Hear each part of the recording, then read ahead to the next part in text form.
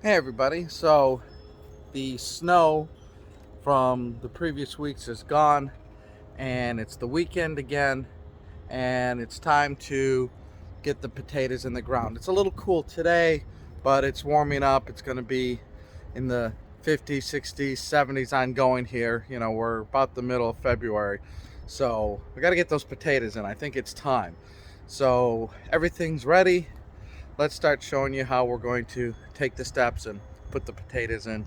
First thing that we want to do is put the amendments in the soil. So let's switch it around here. So as you know, this is going to be our raised beds for the potatoes. Now I might have to go get some more potatoes. I don't know if I got enough, but I'm going to try to plant them, you know, kind of in a concentrated area here. But we definitely got enough space for what we bought, and so I could always run to the store and get more. But what I need to do is get some fertilizer and get some of the amendments in the soil so that the potatoes will have something to feed on. So let's do that. Okay, so if you're like me, you might have some odds and ends fertilizers still around from last year. So I'm trying just to put in some kind of balanced fertilizer right now. I've got a little of the organic Dr. Earth that I've had open. I got my Epsom salts, some garden lime to get some calcium in the soil. I got bone meal there for some phosphorus, since potatoes can use that, and some balanced plant food. But I want to try to get rid of some of my open containers that I have stuff from last year. I got my little spreader, so let's kind of put the stuff in the ground here and mix it up with my little tool, and we'll do that. Okay, so basically what I'm going to do now is starting to spread a lot of the fertilizer here over the ground so that I can start mixing it in. So I'm going to start spreading this out and filming with one hand and spreading with the other. So I'm going to basically lay out that across the beds here and start working that in. So let me put the camera down and I'll spread that out.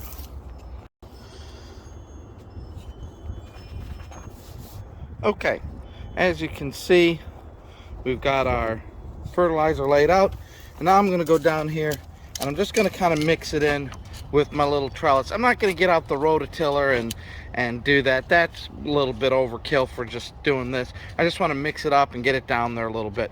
So I'm going to mix this up, and then we are going to get ready to plant the potatoes. Okay, so we've got the amendments in the dirt. We've mixed it up, aerated the soil a little bit, because, you know, after time the soil gets compacted a little bit. But yeah, we're all leveled out. We're ready for the potatoes. Now you might be asking, how much fertilizer do you put in? Well, the instructions on the bag tell you for how many square feet you have, how much you should use. But, you know, to be honest, you kind of eyeball it a little bit too. You kind of just, you know, not too much, not too little. You kind of do a little bit of guesswork, which is okay too. But anyways, now let me get the potatoes. We'll lay them out to see where we're going to plant them. Okay, so I have three kinds of potatoes. I have the red potatoes, the new potatoes like you're most familiar with. I've got the purple potatoes, because they're kind of interesting, being that purple color. You see them at the grocery store, they're common now.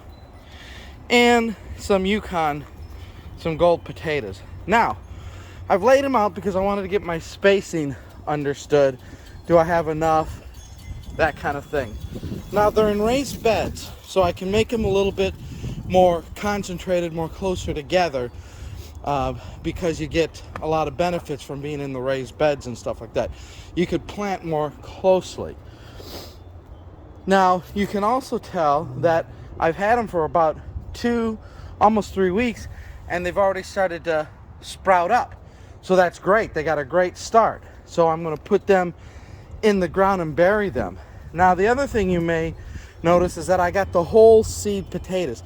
I know, yes, you could cut these up and make smaller pieces, but there's also a rule out there, kind of a thought process out there, that says the potatoes, right, it's the energy to make it grow more potatoes.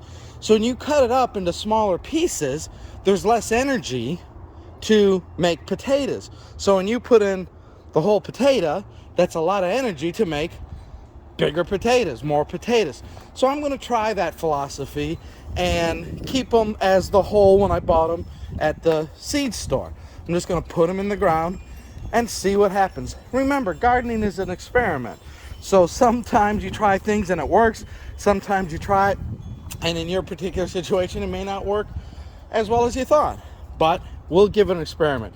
Now what I'm going to try to do is put them in the ground so that the roots, the sprouts, are pointing up, because they're eventually going to come up here to the top. So I'm basically going to dig a little hole where it is, put it in there, put the dirt over it, and then let's see what happens. So let me start doing that, because there's a lot of holes to make in the ground. Okay, so the potatoes are buried in there, the ground is covered back over, leveled out. Next, I'm going to give it a little bit of drink of water, get them started, activate the fertilizer and whatnot. So let me start giving it a watering.